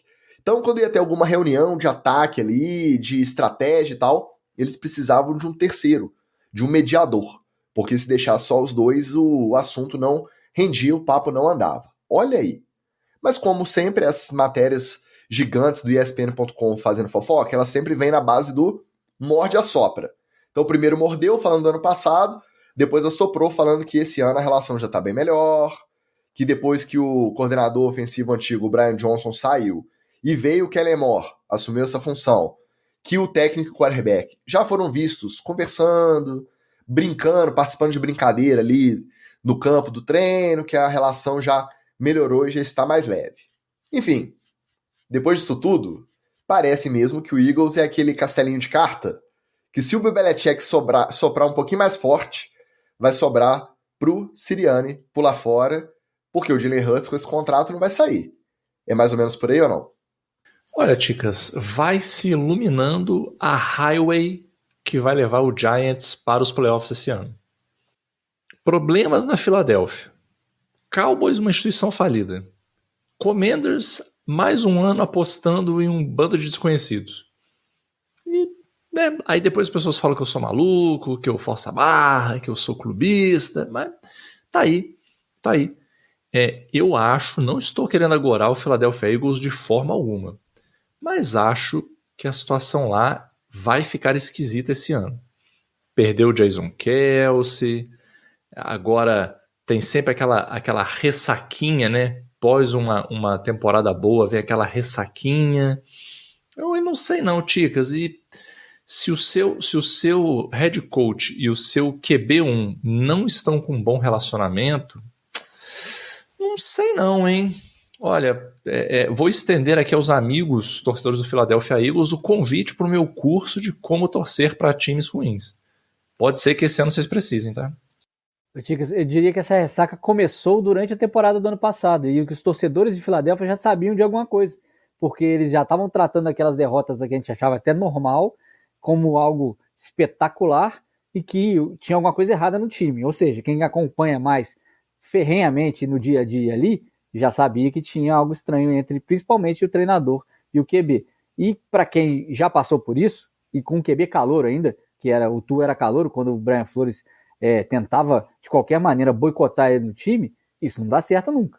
Alguém vai dançar. E aí quem tem um contrato menor dança, e no caso o Sirianni. Então, é mais uma novelinha para a gente acompanhar em loco no Eagles e Packers que vai ter no Brasil. Não fique prestando atenção só no campo. Tire os olhos da bola e vá para a sideline do Eagles para ver se o Sirianni pelo menos conversa com o quarterback dele. E aí a gente precisa puxar essa brasa para nossa sardinha também, né, Wally? Quando começou a decadência, lá no meio da temporada, a gente tava falando, gente, isso não é só campo e bola. Não é possível, tem coisa errada aí, tem bastidor, tem a treta toda depois que o Big Dom de Sandro, foi suspenso ali, foi proibido de ficar na sideline. Parece que ele era realmente um cara que fazia o Sirianni ficar calmo, né? Acalmava, tranquilizava ali o head coach, porque ele é muito estourado. Então, tinha coisa ali, tinha coisa. E aí a gente já tem, é claro que isso é tudo fonte anônima, mas o Jeremy Fowler é um cara sério, apesar de se dedicar a essas matérias sobre bastidores, e a gente já imaginava. A dúvida que fica mirando essa temporada é, será que essa relação tem conserto? Será que com um novo coordenador, com o Kellen Moore, mexendo nesse ataque, com o Sirianni se metendo menos, porque parece que esse ano ele tá delegando mais, ele não tá centralizando tanto as decisões do lado ofensivo da bola. Será que agora dá para remendar essa relação? Ou uma vez que ela desestabilizou, agora é só esperar mesmo a hora do Sirianni cair e ir atrás de um novo técnico? Essa que fica a dúvida aí, é a caminho da temporada, né? Pela experiência do Kellen Moore, que teve experiência no Dallas e no Chargers, e tá pulando pro terceiro time aí, ó, em pouco tempo de liga, acho que ele não tem o estofo suficiente para poder acalmar os ânimos lá. Então vai ter que voltar o Big Dom. Ah, não vai poder voltar o Big Dom. Não, o Big Dom mudaram. Ele não é mais chefe de segurança. Ele é assistente do comando técnico. Então agora ele vai ter a credencial e vai poder esse ano estar em todos os jogos direto na sideline, provavelmente para acalmar o Sirianni. Ah, então tá bom. Então tá resolvido. Mudaram o cargo do mafioso lá. E para alegria do Magal, como ele mesmo disse, né, a esperança da temporada de playoff do Giants reside, parece, mais nas tretas dos outros times da divisão do que no próprio sucesso do Daniel Jones de quarterback, né? O Jerry Jones, além de não pagar, ele também tá dando um show de falta de bom senso cada vez que ele vai dar uma entrevista. Ele solta uma pra cima do Sid Lamb, até o Sid Lamb perdeu a boa. Primeiro, na semana passada, lembrando, Sid Lamb continua de holdout. Aí na semana passada, durante a semana, o Jerry Jones falou que não tem urgência não, tá preocupado em correr para renovar o Sid Lamb não, que vai negociar no momento certo. Aí o Sid Lamb só pegou um tweet da matéria, retweetou com a carinha de LOL, né, dando risada da falta de urgência do Jerry Jones. Aí no domingo, justamente antes do jogo contra o Rams, da pré-temporada, alguém foi lá e mostrou o tweet pro Jerry Jones e perguntou se ele queria se retratar. Aí ele começou a querer se retratar, falou, não, é claro que a gente sente a falta do Sid Lamb, mas a gente sente a falta dele, não é por conta desse jogo aqui, não é por conta dos treinos, não. Isso aí não tem urgência nenhuma de assinar ele para isso, não. Ele, se tivesse aqui, ele não ia estar jogando, não é para isso que a gente sente a falta, não. Então, nem na hora de botar um pano quente, o velho consegue. Tá ficando esclerosado de vez, o velho? Tá virando o Silvio Santos de vez? Ou não, Magal? Esse bonde já partiu, né, Ticas? Partiu. Desde lá da treta da renovação do Ezekiel Elliott, esse bonde já partiu. O que me deixa animado é porque quando ele faz essas renovações, ele faz com uma energia negativa tão poderosa, porque ele é o Antigos Espíritos do Mal completo, né? Ele faz com uma energia tão poderosa que ele renova o cara e o cara não joga. Vê que o Ezekiel Elliott foi renovado, não jogou porra nenhuma mais, né? Nunca mais jogou. Então, fico triste aí pelo Sid Lamb, porque Sid Lamb, fica essa dica, meu filho. Se ele te renovar, você não joga mais, não. Vou falar aqui, Ticas, o que eu comentei lá no grupo de apoiadores. Eu acho que o Sid Lamb deveria assinar um contrato com o Giants por 1 ano, pelo valor simbólico de um Big Mac, só para deixar o Jerry Jones puto. Ah, você não vai renovar comigo, não? Então eu vou lá com seu rival, vou jogar uma bolaça com eles pelo valor de um Big Mac, só para você ficar puto. E agora, torcedores do Cowboys, não esperem menos do que esse nível de loucura nos próximos anos, tá? E, como eu sempre digo, vida longa a Jerry Jones, que esteja à frente do Dallas Cowboys pelo máximo de tempo possível, que a medicina avance e permita que esse homem viva mais uns 50 anos para que ele continue à frente dessa incrível franquia. Tá difícil de compreender o que o Jerry Jones quer, porque o principal jogador dele, sem o Sid Lamb, o Dallas Cowboys, que já tem pouca chance de chegar a algum lugar, vai a algum lugar. Ele renovou o Dak Prescott, que no caso do time tem uma função importantíssima, mas que não faz jus a tanta coisa quanto o Sid Lamb, que é a outra ponta desse arco aí. E pelo visto, deve ter time falando com o Sid Lamb, né? Porque se ele tá nessa coisa de rir, né, de sorrir dessa situação, provavelmente alguém já cantou aí que pode fazer uma proposta por ele. E, arriscando até um segundo passo, diria que o Browns é um time que pode fazer essa proposta. Conversou por causa do Ayuk, aí viu o Sid Lamb lá, largou o Ayuk, né? Vamos ver como é que isso evolui. Cara, mas não é o caso, é diferente do Brandon Ayuk, ou olha, o Dallas não tem mais ninguém.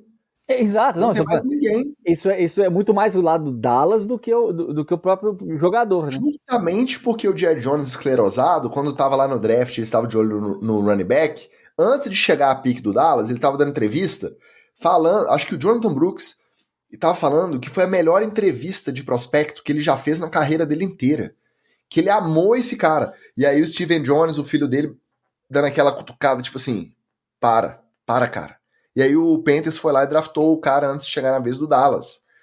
O problema de quando o bilionário, o cara que assina o cheque, fica esclerosado, é que ninguém tem a moral de tirar o cara. Ele vai prorrogar isso aí, vai ficar falando besteira, vai atrapalhar a negociação, vai perder dinheiro. Olha só, não é só o Sid Lamb, não. Tem um caso do Dak Prescott, como a gente disse aqui, jogar esse último ano de contrato e depois ele vira free agent. Ele vira free agent liberadaço. Ele vai escolher onde ele vai jogar e quanto ele vai receber. Por quê? Porque não sentaram quando deveria sentar para renovar uma proposta que o Dak aceitasse que fosse compatível com o que ele oferece para o time. Daqui a pouco tem o Micah Parsons fazendo o holdout dele para renovar também. Enquanto o Jerry Jones estiver assinando o cheque, tomando a decisão e dando essas rateadas, que é normal, gente. Ninguém chega nos 80 e tantos. O Jerry Jones acho que é mais velho que o Joe Biden. O Joe Biden teve que renunciar ali à campanha porque não consegue juntar Lé com o Cré. Você acha que o Jerry Jones consegue? Só que quem vai tirar ele? O dono do time, o dono do dinheiro. Quem que vai tirar? Tava ouvindo uma estatística essa semana. Nos primeiros 30 Super Bowls, o Dallas Cowboys chegou na final de conferência 16 vezes. Nos últimos 28 Super Bowls não chegou nenhuma. E o Jerry Jones tá lá nesses últimos 28. Brincando com o brinquedo caro dele. Ele que é o GM, ele que decide se assina ou não, e ele que vai dar entrevista, coisa que você não vê nenhum GM nem nenhum dono fazendo.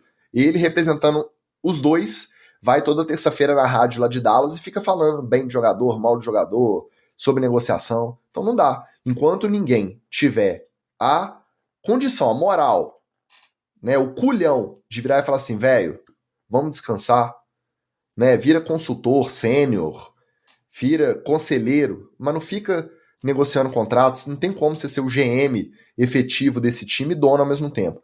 Enquanto isso não acontecer, a gente vai continuar vendo o Dallas nessa pasmaceira aí, sem título. Não tem jeito. Deus conserve. Lembrar aqui uma coisa que a gente esqueceu de avisar. Lembra que a gente falou do processo do Sunday Ticket, o pay-per-view dos jogos de domingo, que a NFL tinha em primeira instância sido condenada a pagar 14 bilhões aí para serem divididos pelos clientes lesados e tal. Quando começou a negociação do Sid Lamb, o Jerry Jones usou esse processo, em que ele foi testemunha pró-NFL, usou esse processo para justificar o porquê da demora. Como quem diz, não sei, né, se a gente tiver que pagar 14 bilhões como liga, pode ser que mexa no cap salarial, e aí os valores dos contratos vão ser diferentes. Quando foi na semana passada, a NFL entrou com recurso, bateu na mão de um juiz lá, o juiz anulou. Aí você vira a pista. Anulou a condenação. A NFL vai pagar R$0 dos 14 bi que o júri chegou ao cálculo, a NFL vai pagar 0. E aí agora o Jerry Jones não tem mais essa desculpa. Não, mas tá tudo bem, a gente não tá com pressa de assinar, não. Quanto mais demora, mais caro fica. Já pensou se nesse meio tempo saiu o do Ja'Marr Chase? O Ja'Marr Chase continua de holding, na verdade, o dele, né? Não tá treinando. O Mike Brown, dono do Bengals, falou que não vai renovar agora, vai jogar o último ano de contrato, renova depois. Aí tudo bem, ele não participar do training camp da pré-temporada, fardar pelo que ele não é punido mesmo, não é multado para jogar a temporada e negociar depois. Beleza. Mas vai que negocia antes. Mais um de 35. O Jerry Jones vai ter que pagar mais pro Sid Lamb, cara. Não dá. Tem que interditar esse velho. O Jim Harbaugh nem começou direito no Chargers, mas ele já sabe que se der errado, ele voltar pro college vai ser difícil. A NCAA encerrou a investigação sobre recrutamento ilegal de jogadores durante a pandemia e puniu o Harbaugh com uma semi-suspensão de 4 anos. Por que semi-suspensão? Porque caso alguma outra universidade, algum outro programa decida contratar o Jim Harbaugh nesses 4 anos, a contratação deverá ser justificada e sabatinada pelo conselho. Terá que ter o aval da NCAA para que ela seja efetivada. É esse conselho aí, esse aval da NCAA, que vai decidir se ele pode trabalhar ou não em outra ou na mesma universidade. Isso que no ano passado, para você como eu não acompanha college, ele já tinha cumprido suspensão, teve 4 jogos, se eu não me engano, que ele não pôde estar na beira do campo, porque ele foi acusado e foi comprovado que tinha um funcionário de Michigan se disfarçando de funcionário de outros times para roubar sinais da sideline dos adversários. Esse ele foi condenado também. Aí depois do anúncio da decisão, num claro sinal de protesto, o que a Universidade de Michigan fez?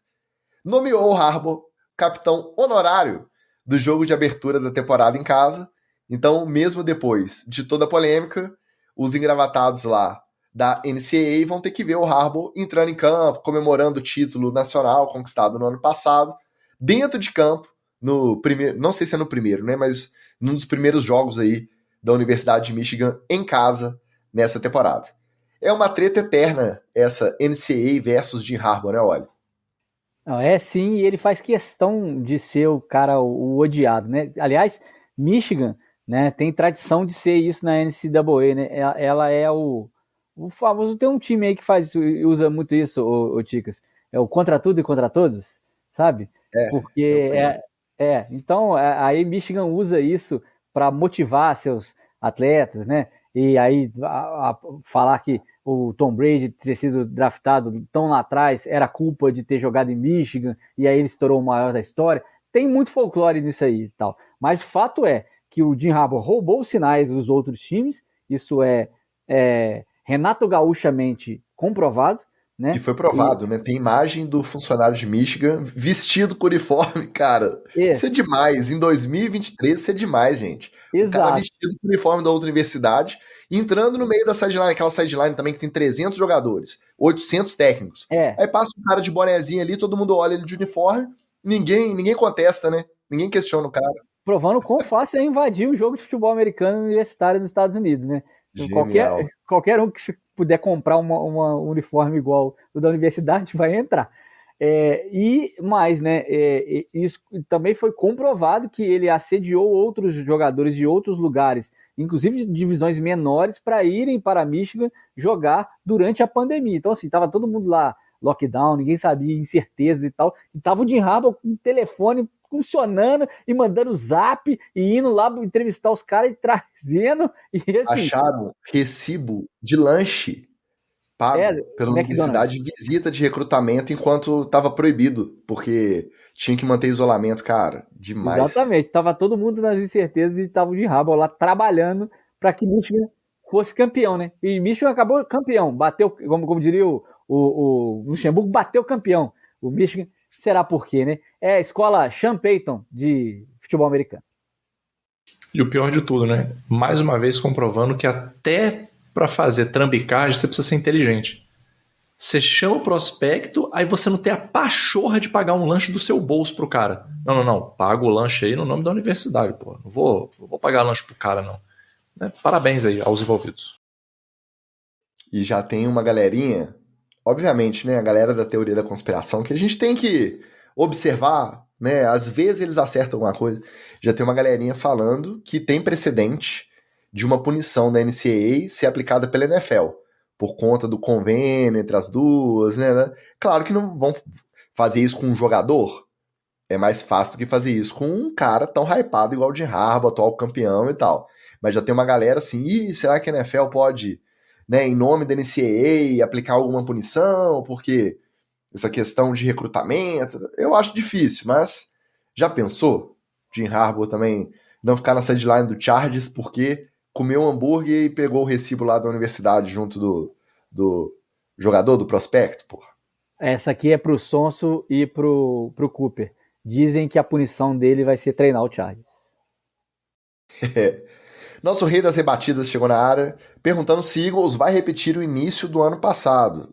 Essa é uma das grandes dúvidas, uma das grandes curiosidades para essa temporada, como que vai ser o desempenho do Philadelphia Eagles, já que o assento do Sirianni está cada vez mais quentinho, né? Nosso Isaac Ribeiro, também representante da torcida do 49ers, diz que o Brandon Ayuk está com o estrelismo lá em cima. Se ele não fechar com os Niners, tem mais que cozinhar ele mesmo. Pois é, mas cozinhando já está, né? O problema é esse próximo passo. Vai fazer o quê? Pegar pique só pro ano que vem? Vai ter jogador junto? Vai para Pittsburgh. Eles vão mandar o George Pickens, pelo menos no pacote, para poder convencer o 49ers a liberar? É isso que tá difícil de saber, né? Aguardemos. Chega de treta. Bora de TD ou fumble. Acertou a miserável.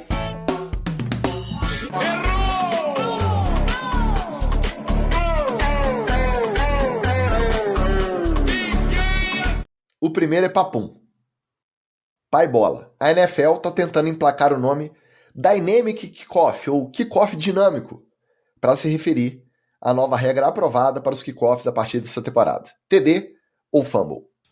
Fumble, porque se só vai ter esse kickoff, ele não precisa ter um nome especial, ele pode só se chamar kickoff. Então, parabéns aí pro imbecil que achou que precisava de um nome novo. Fumble porque é a antítese do que é o kickoff. Na verdade, ele devia chamar standoff kickoff, porque ficam literalmente parados até a bola chegar no recebedor, ou então safe kickoff, porque é em nome da segurança que a NFL está buscando. Mas kickoff já tem o nome. Fumble também. Eu odeio esses rebrandings que fica parecendo que é uma reunião à tarde do lado da cafeteirinha de Nespresso na agência, em que a Má, a Fê e o Jô se reúnem. Ai, que nome que a gente pode dar? E aí você vê que é totalmente antinatural, né? Do nada, as transmissões de pré-temporada, as equipes de transmissão começam do nada, com arte pronta. Você não ouviu chamar desse nome hora nenhuma. O kickoff dinâmico agora. Agora vamos lá acompanhar o kickoff dinâmico. Odeio fumble porque totalmente forçado esse dynamic kickoff. Só tem esse, não tem outro. É o kickoff, pô.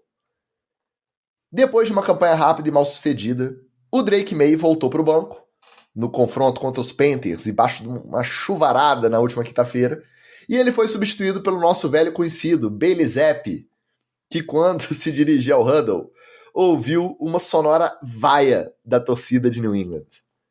Comer a vaia num jogo de pré-temporada que não vale absolutamente nada o provável quarto quarterback do seu time, que muito provavelmente vai ser cortado em breve. É TD ou fumble? Olha, é TDzaço da torcida, principalmente porque eu tenho certeza que eles confundiram ele com o Mac Jones. Olha, é fumble porque a torcida não fez o meu curso. Gente, vocês não podem, no patamar que vocês estão hoje em dia, vocês não podem se dar o luxo de vaiar ninguém. Ninguém. Vocês têm que aceitar o que vocês têm. Mas tudo bem, gente, é um processo. Vai ser duro, vai ser difícil e não vai adiantar nada. Vou passar o pano que essa vaia pode ter sido por não ver mais Drake May, que tá todo mundo com a expectativa, queria ver mais tempo, ele jogou um drivezinho e saiu. Mas mesmo assim é fumble, né? Pô, pré-temporada, cara, primeiro jogo. Você tá tomando chuva pra ver essa pelada, tomando sua cerveja com a água caindo dentro, comendo cachorro quente, superfaturado molhado.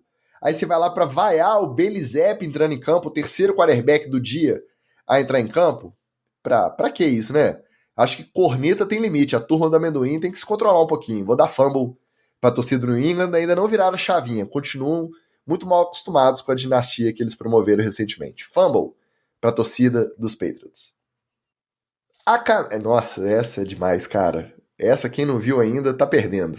A caminho de sua primeira temporada como titular absoluto em Tennessee, o quarterback Will Levis lançou, em parceria com a sua patrocinadora Hellmann's, o Will Levis No. 8, um perfume inspirado na paixão do jogador pela maionese, com notas de limão e café que remetem à mistura que ele deixou famosa na internet nos tempos de college.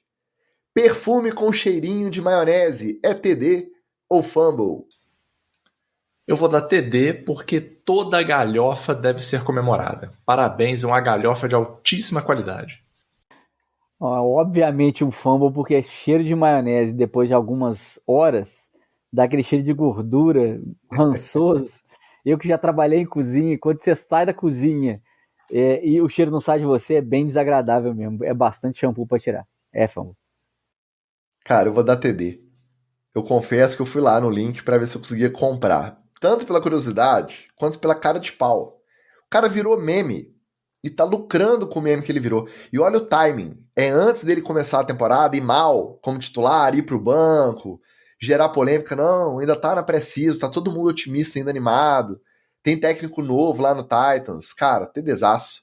Mesmo não soando bem, quando você ouve, quando você lê perfume de maionese, é meio esquisito, vamos falar a verdade. Não soa muito cheiroso. Mas pela galhofa, como diz o Magal, vai levar o meu TD, o glorioso Will Levis. Notas de limão e café, pelo amor de Deus, cara. Aroma de maionese, Will Levis No. 8. Pelo amor de Deus, muito bom. TDzaço, pra ele e pra Helmans. Pra gente fechar, em entrevista ao podcast Parla My Take, o Chama Que Veio admitiu ser adepto do chamado PRP. O que é o PRP? Plasma rico em plaquetas, injetado no tratamento da calvície e também para engrossar a barba. Head coach jovem, bem-sucedido e sem vergonha de admitir a vaidade. É TD ou fumble?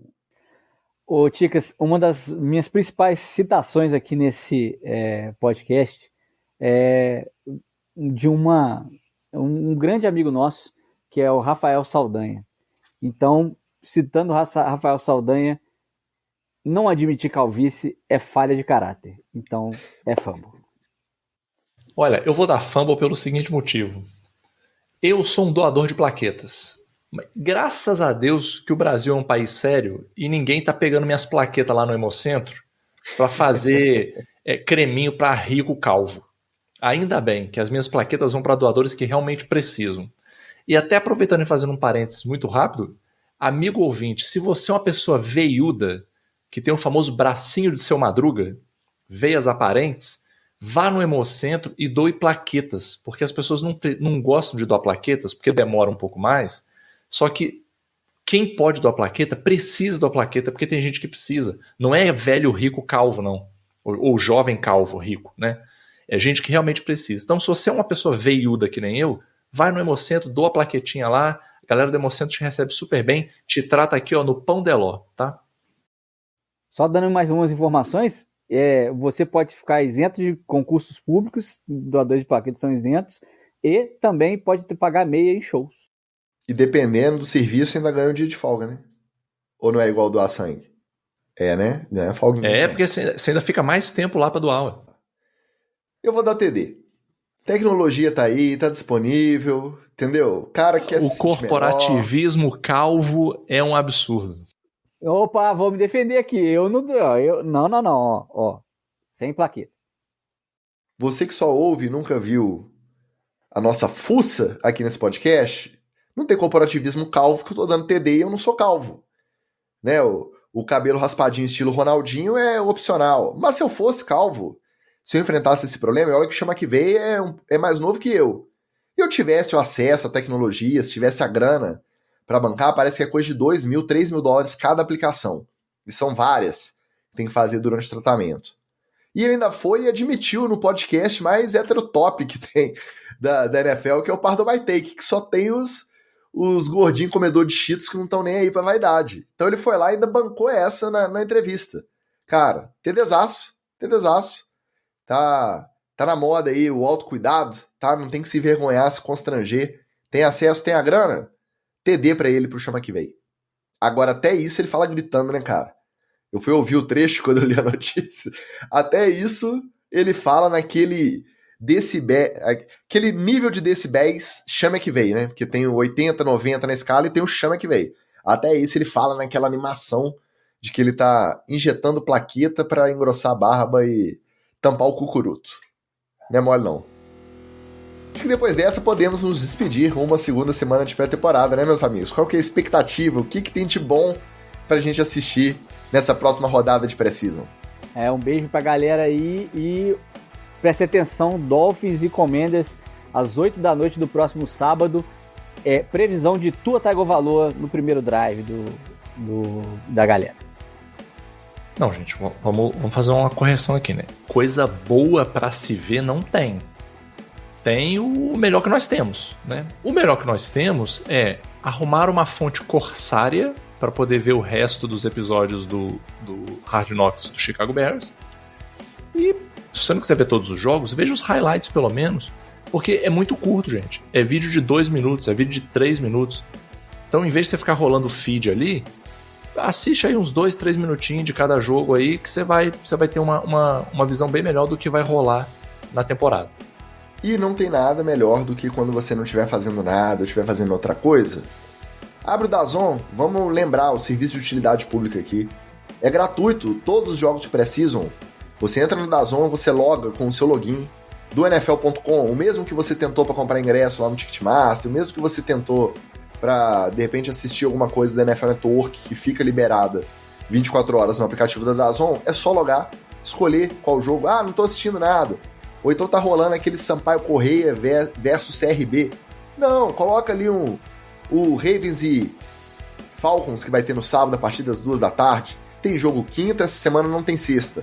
Mas sábado de tarde já tem jogo, domingo tem jogo. Deixa ali rodando de fundo, pelo menos você vai ver vai ver um kickoff dinâmico aí, ó. Que maravilha. Eu sei que tem que ser doido, mas se você chegou até aqui, é porque você é um pouco doido também. No mais, a gente agradece sempre o play, o comentário, o like, a presença.